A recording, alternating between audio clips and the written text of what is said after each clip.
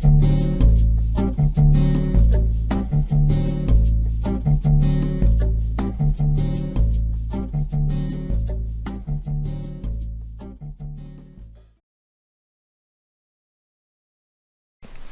traders, Akil here for this week's Triple Threat Trading Live Room Weekend Review. Before I get into things, wanted to just give another big thank you to everyone that came down to the Kansas City live event and the mastermind meetings we had. It was an amazing experience and it was a great pleasure working with you guys. I joke around with a lot of my trading buddies all the time and calling ourselves trading nerds, of course in a positive way, and it was just crazy being around about 30 other traders for a week, just talking charts, talking patterns, talking strategies the entire time. It was also pretty cool running the live room from the event. There was a lot of commotion in the background as Jason, Darren, and Todd were calling out trades for the people in the room while I was in the back corner trying to call out my own trades, and we had a couple trades go against each other, which ended up just being pretty cool. I'm a pretty competitive guy, so whenever I get to be involved in the head-to-head competition, I kind of like it. But also on my screen, as you see, is a little information about the upcoming International Trading Workshop or Traders Workshop that Jason's holding on September 17th. Again, it's 1 week free, and in that workshop, I believe, if I remember last time we talked, I believe he's going to be going over a little bit about our newest indicator, which is called the DSR, Dynamic Support and Resistance, which you'll be seeing in a few of my charts here today. So I think I explained it in the video, but if not, it's basically just a visual representation of support and resistance zones, something we've been doing for a long time.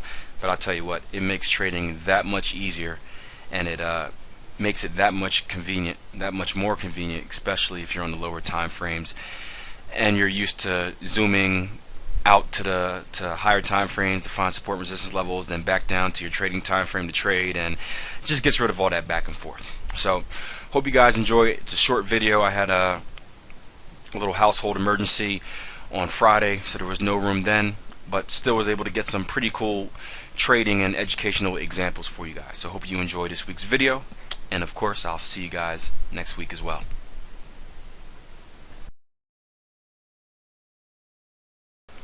Tuesday was a pretty busy day here in the live room. We took about 5 trades during our session, 2 of which were on the euro dollar, and those are 2 I want to go over today during this review. We started off on the euro dollar 5-minute chart, and let me erase this first before I explain what we did. Originally looked at a level down here. We had a 3 drives pattern completion. First drive, and if I copy and paste that 2 more times, there we go. You'll see that we have a second drive right here, ABCD completion, followed by 1 more drive coming down to this 125.67 level. If we scroll left, we'll also see that this level comes in at a pretty good structure level as well. Now, as soon as I did this, one of the traders in the room brought up the fact that we had a cipher pattern completion as well, giving us an at-market entry. And again, our cipher pattern looking at X to A to B, B to C, and our CD completion, I think around 125.72. So we actually got in a little ahead of the curve. As you can see, the market spiked up, hitting our target ones, then coming back to stop us out for break even. Now on our way down from break even, I actually saw another trade set up here on the 5 range bar charts, and here's what I was looking at. As the market came down, I noticed this. We have put in well, I guess I'll start with the Fibonacci retracements. If we take a Fibonacci retracement from our lowest swing to our swing high, you'll see you have a 618 right here.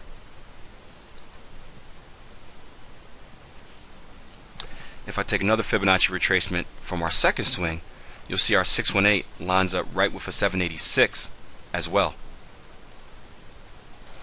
Now just to keep adding to our score, if I take a Fibonacci extension from this swing high to this swing low and back, you'll see that we have a 127 extension, line up right with our 618 and our 786.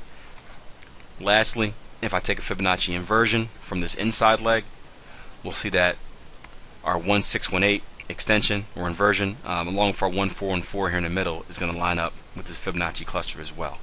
And just to put some icing on the cake, I'll make this a different color. We can look at, there we go, that works.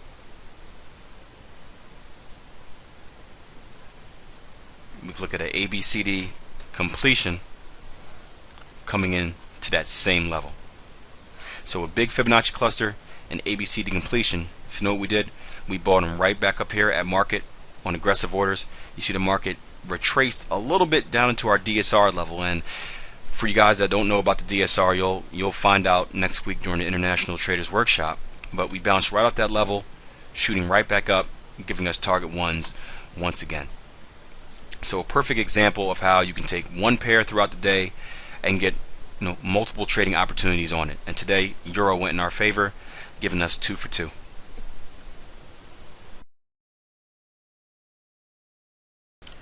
Wednesday was another busy day as I fired off about 6 trades in the live room. But the trade that I actually want to show you an example of is one that I didn't take due to it occurring after the live room session. However, it provides a great lesson for how to enter a trade when you don't necessarily get the signal you want without forcing it. Now we're looking here on Euro Dollar 5 minute, and for you traders that are new, these little the red, black, green, and blue boxes, these are called DSR levels. It's a new indicator that we're using here at Triple Threat Trading, and basically what it does is it gives you a visual image of support and resistance zones based on minor and major time frames. So I'm not going to spend a while going into detail about it, but basically they tell you where structure is at.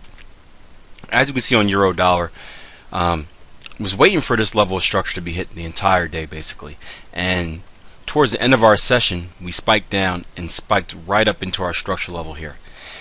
Now unfortunately I didn't get a chance to enter on this V top because first of all the market didn't go oversold, or overbought I should say, and we never got any type of retest with divergence. So what I did was go down to my 5 range bar chart and ask myself, how can I get involved at this level? Now if we look right here, here's the level of the initial spike, and when looking closer, here's what I noticed. X to A to B, B to C, and a CD completion right up here for a Gartley pattern that runs into basically a retest of the zone we wanted to get short at. So instead of forcing myself into a trade and just going short as the market was rallying in my favor, I decided to wait, be patient, and tell traders that, hey, if this Gartley pattern gets full or get filled, then we're going to take this short based off our other time frame analysis. Again, unfortunately this happened after the room closed, but you can see this Gartley pattern did complete and would have hit target 1s and 2s if you're strictly taking the Gartley. And if you're playing this as a way to get into this bigger trade, then your short stops above our structure level, probably looking for, let's see, probably looking for at minimum this 25.77 level to be hit, looking for a good 45-50 pips in the process.